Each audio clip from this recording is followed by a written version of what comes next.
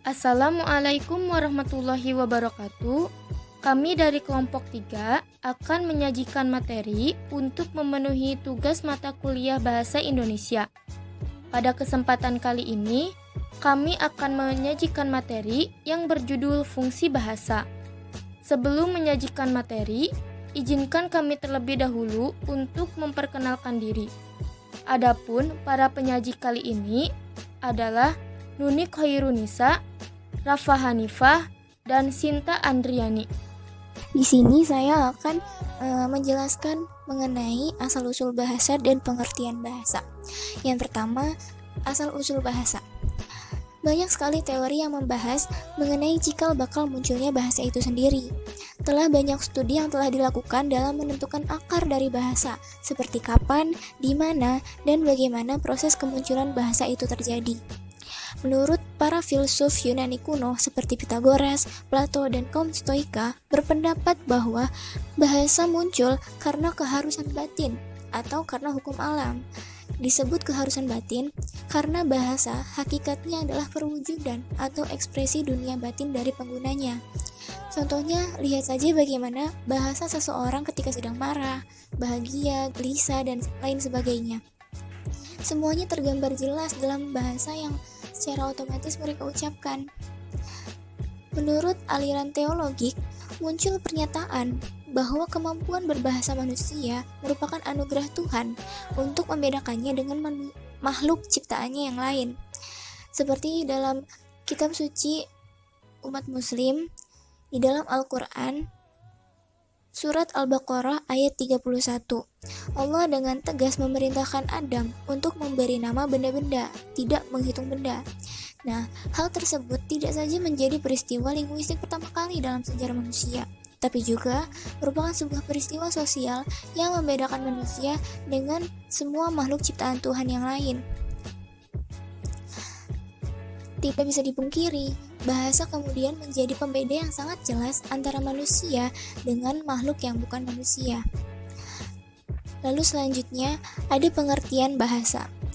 Pengertian bahasa adalah kemampuan manusia untuk berkomunikasi dengan manusia lain menggunakan suara atau gerakan.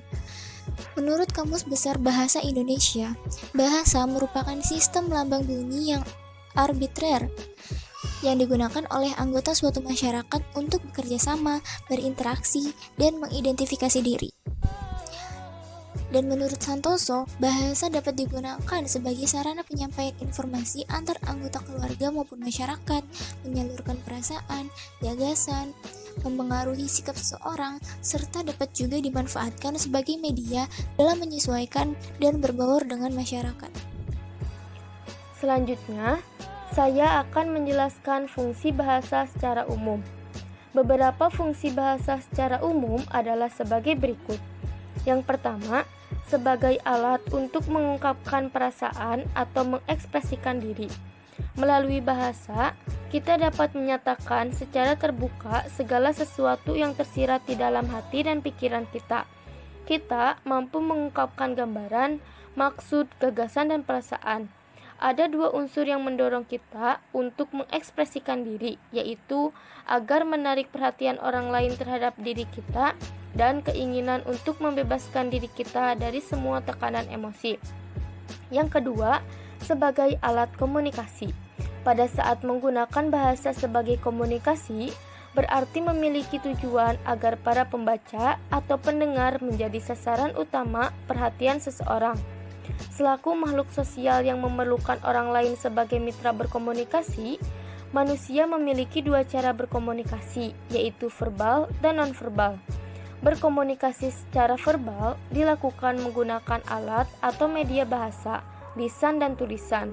Sedangkan berkomunikasi secara non-verbal dilakukan menggunakan media berupa aneka simbol, isyarat, kode, dan bunyi, seperti tanda lalu lintas dan sirine, yang setelah itu diterjemahkan ke dalam bahasa manusia. Yang ketiga, sebagai alat berintegrasi dan beradaptasi sosial. Pada saat beradaptasi di lingkungan sosial, seseorang akan memilih bahasa yang digunakan tergantung situasi dan kondisi yang dihadapi. Seseorang akan menggunakan bahasa non-formal pada saat berbicara dengan teman, dan menggunakan bahasa formal pada saat berbicara dengan orang tua atau yang dihormati.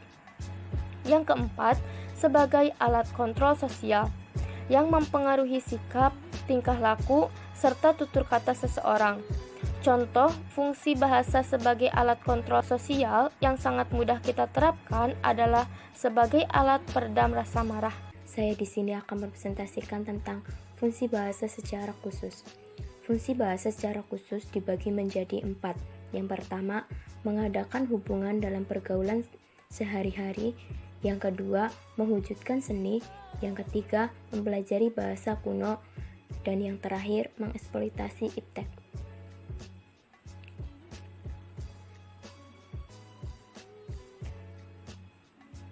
Dalam fungsi mengadakan hubungan dalam pergaulan sehari-hari,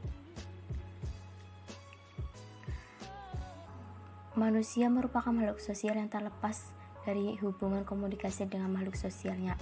Komunikasi berlangsung dalam bahasa formal dan non-formal. Oleh karena itu, bahasa sangat diperlukan dalam mengadakan hubungan pergaulan sehari-hari. Dalam fungsi yang kedua mengenai mewujudkan seni, dimaksudkan bahwa bahasa yang dapat dipakai untuk mengungkapkan perasaan melalui media seni, khususnya dalam hal sastra. Terkadang bahasa yang digunakan yang memiliki makna denotasi atau makna tersirat. Dalam hal ini diperlukan pemahaman yang mendalam agar bisa mengetahui makna yang ingin disampaikan.